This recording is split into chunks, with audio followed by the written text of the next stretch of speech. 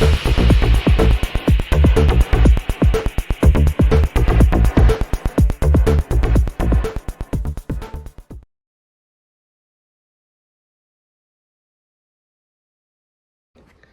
there everybody, welcome to another video. On today's video I have this mini Countryman 2016, the 1.6 petrol automatic.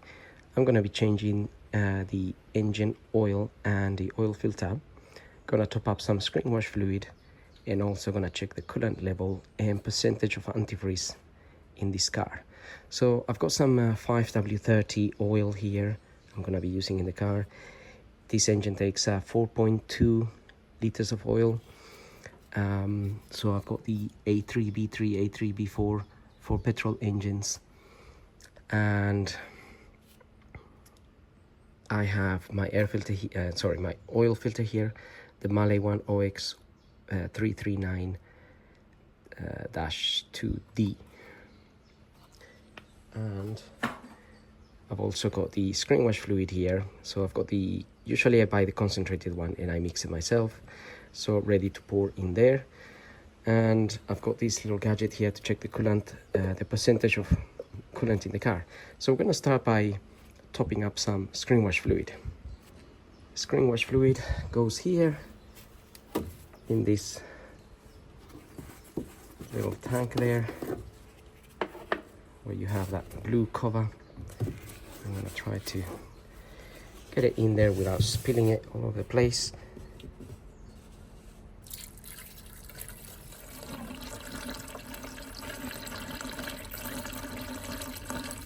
So it is recommended to put the proper screen wash fluid because this fluid doesn't freeze in winter. So it can sustain obviously temperatures of up to minus whatever. And you're gonna have it just when you need it, up to minus 10 it says. If you put only water in there, during summer you might be okay, but during winter, if you've forgotten and the temperatures get to freezing, the liquid in there will freeze, and it can also expand and crack your tank, but also you're not going to get any fluid coming out to clean your windscreen when you need it most. And so it is recommended to always just top up, summer or winter, the proper fluid. Obviously this fluid also is good for cleaning the windscreen. So if you only have water there, or you mix it with some washing up liquid, either it becomes really foamy or the water doesn't really clean properly. So moving on from that, we're going to move on to the coolant tank is here, and this car is being running, so it's a little bit hot. And if you are going to open this ever when the engine is hot, just do it very carefully and slowly to release any pressure. I usually undo it while pressing it in as well, just to be extra cautious, but I would recommend opening this only when the car is cold. That way you avoid any dramas, any burning, because this will burn you really badly if it jumps out on your face, your arm, or whatever. So coolant, you can see the coolant in this tank is right up to this line, and you have two arrows here. This arrow here, so this is like the minimum, and up here would be like the maximum levels. So we want to be up here. Obviously if you are down here, you want to top it up a little bit. Even if you're down here, sometimes in the minis you'll find it down here, you want to top it up. If you found that there's no coolant in this tank at all, the tank will look like this, just clear white, and then you need to be concerned that there might be a leak somewhere, so you want to start looking for leaks. In this case scenario, coolant is fine. Now we're going to check it with this little gadget. Now it's showing me about minus 30 there. So also you can see in the gadget the color of the coolant is about green. Looks green, looks clean, and no contaminated. So minus 30, it means the temperature outside will have to be minus 30 in order for that liquid to freeze. So similar idea to the screen wash fluid. You don't just want to have water in there, because if it freezes, it can damage your engine and whatnot. However, obviously, if you're in the North Pole and it's minus 50 degrees, you're gonna need more coolant than this. This is up to minus 30. And if you're, again, in a very hot country, you may need less percentage of antifreeze because it's very hot and it will never freeze, but you still need the antifreeze because it's got agents to protect the engine from corrosion. So either way, you need some percentage of coolant. Right, having said that, we're gonna move on to the oil and the oil filter. In this car, our oil filter housing is just sitting here. We're going to open this oil filler cap. I'm just gonna leave it sitting there, like so, and pull the dipstick open. This allows a little bit of air into the system while we drain the oil from underneath, but we're going to remove that as well. Okay, our oil filter housing is just down there, and we're gonna use a 27 mil socket to take that out.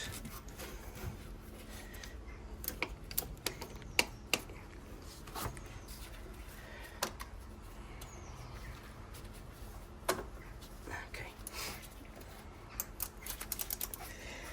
that is sitting on top of the filter.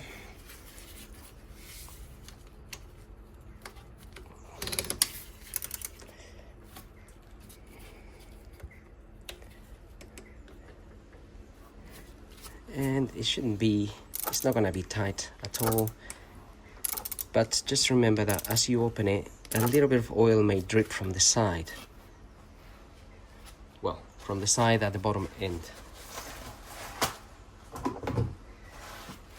So I'm just gonna put a bit of paper here.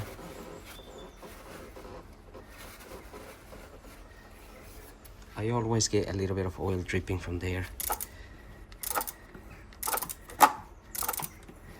Whatever oil is in that housing anyway is technically, once you take this out and let some air into it, it drips down to the sump. But because it's at an angle, sometimes you get a bit of it going on the out the side. Right.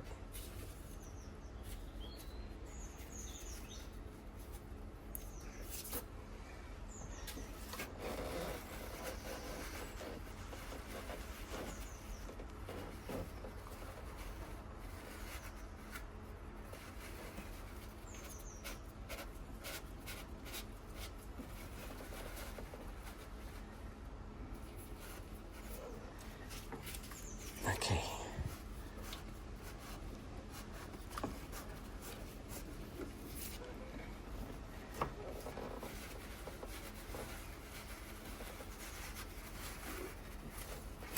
Okay, so a little bit of oil comes out the side.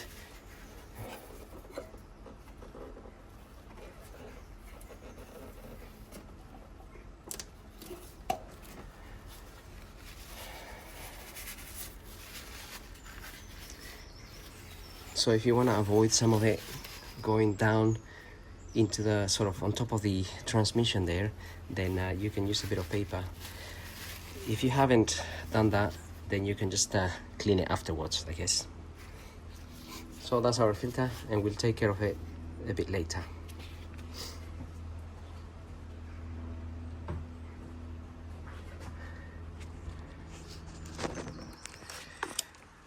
Now we're gonna get the car up and we can drain the oil.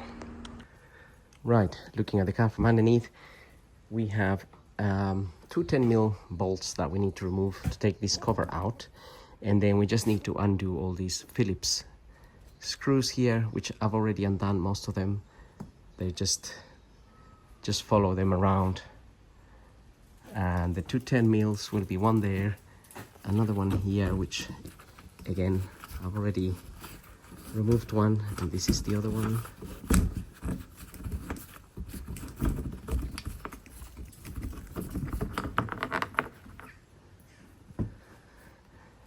So you can see my cover already coming down because I already undone those Phillips screws.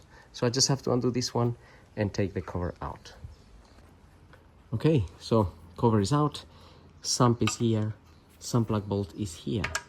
You're gonna need an 8mm Allen type of key in order to open this sump plug bolt here. So first I'm gonna get an oil pan to sit under here, obviously, to catch the oil. Okay, I have my oil pan. Now let's crack this open. As soon as you open this, the oil will start dripping and make a mess of your tool. So usually I try to get the tool out and avoid messing the whole tool, but it is the way it's designed. Right, let's get this opened. Oops. Right, I like to get my ratchet out and then use this tool to remove the rest of that. And another thing to remember is, if the engine's been running again, if it's really hot, this oil can also be very hot. Just remember that. So be careful not to burn yourself.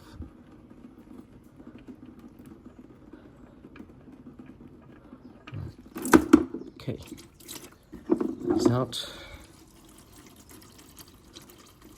Now we're gonna let that drain. We're gonna clean this and then we can prepare our filter. So while the oil is draining, we can prepare our filter and our sump plug bolt here. That's the old washer there. Gonna put a new washer in there. If for any reason you haven't got a new washer,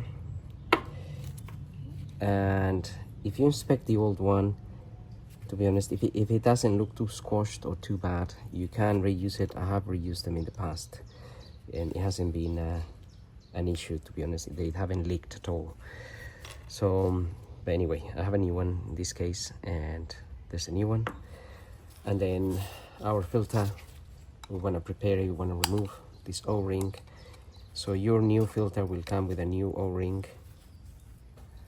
and obviously the new filter itself. Just have to pull it out of here. Sometimes it's a bit hard to pull. This is our new O-ring.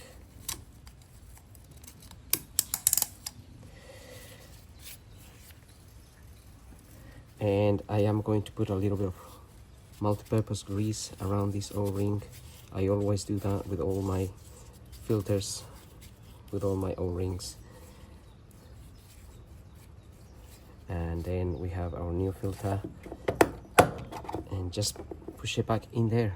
So that is ready to go back in, and that is ready to go back as well. Okay, this has been dripping for a while. Now I'm gonna fit the sump plug bolt back on.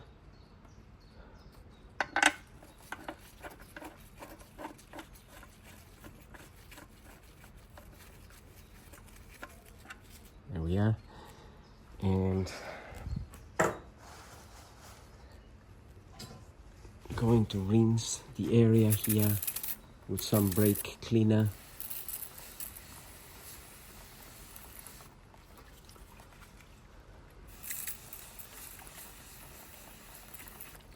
And also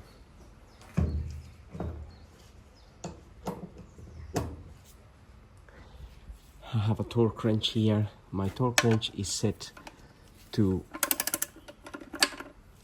35 Newton meters.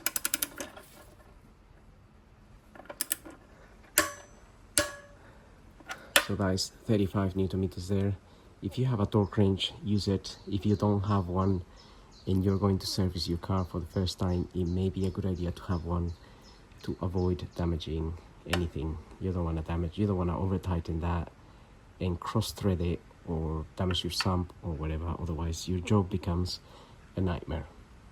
So I don't normally use a torque wrench, but I have been using it to make my videos, just to show good practice basically. But it is a good idea to use a torque wrench for tightening these things and avoid damage. So now I'm gonna rinse that again one more time and then fit the cover here, lower the car, and we can put our new filter and oil in it.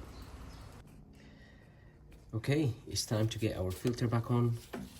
So we already know where it goes. Just goes in there. Oops. So what I wanted to show you is to make sure you put it in by hand first and screw it in there by hand as much as you can. That way you know it's going in the correct sense and you're not gonna be cross-threading it at all. So it's just sitting there.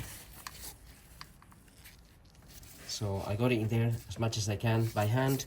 Now it's hit where the O-ring is, so obviously it's a little bit harder to do it by hand. And now we need our tool. And on that cover, I didn't show you, but if you have a look on the cover, or this plastic cover, it tells you how much you can tighten these to. So it says 25 Newton meters. So you can use your torque wrench and tighten that up to 25 Newton meters. It's actually written there. You may be able to see it from here.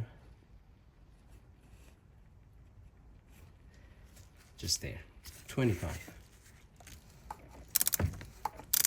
So again, not a lot of force.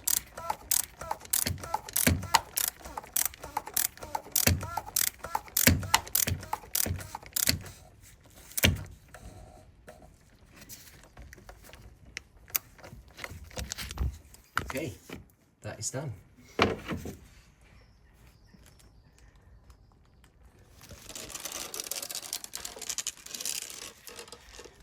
So now what is left to do is to top up some oil.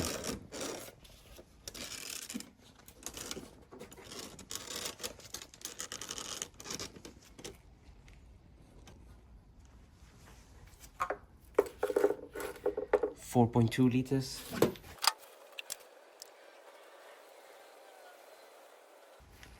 Okay, I have my 4.2 liters. We can check our dipstick as well. So let me just clean this dipstick. I'm just going to rinse it a little bit with some brake cleaner.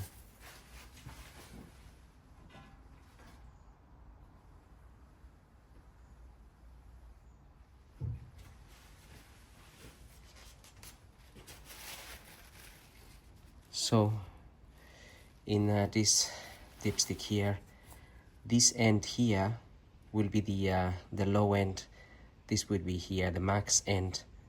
And if you were checking your oil and you find that you're somewhere here, you definitely want to top up some oil. If you are in this end, then we are okay. So obviously we're aiming to be on this end today because we just changed the oil. And now when I check my oil, it's probably going to be a little bit over the max. So this will be the max area here. It might be up to here, and that is because after you run the engine, some of the oil will go into the oil filter housing and it will stay there. And if you check it again, you will see it goes down.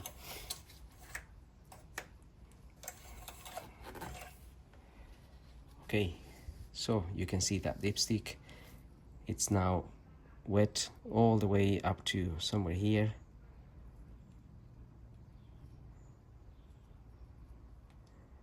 And that is normal. And now I'm going to fit that back in. So as expected, that is okay. I've got no issues with that.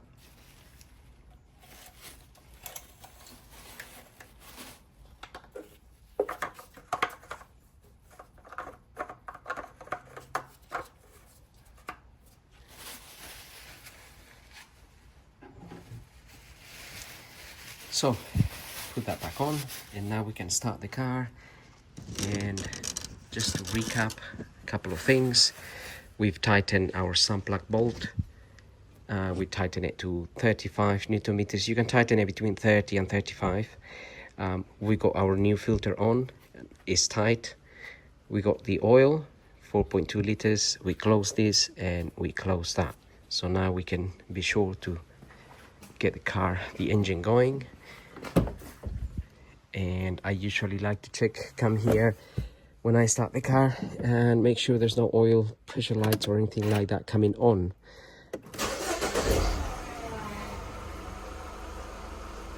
So get that on. There's no warning lamps here, no warning lights there, and the engine sounds nice and sweet. And that's pretty much it. So having said that, I hope the video helps you. If you have any questions, just go ahead and ask me. If I can answer, then I will, of course. But otherwise, don't forget to like, follow, subscribe, and we'll see you all in the next video. So thank you for watching.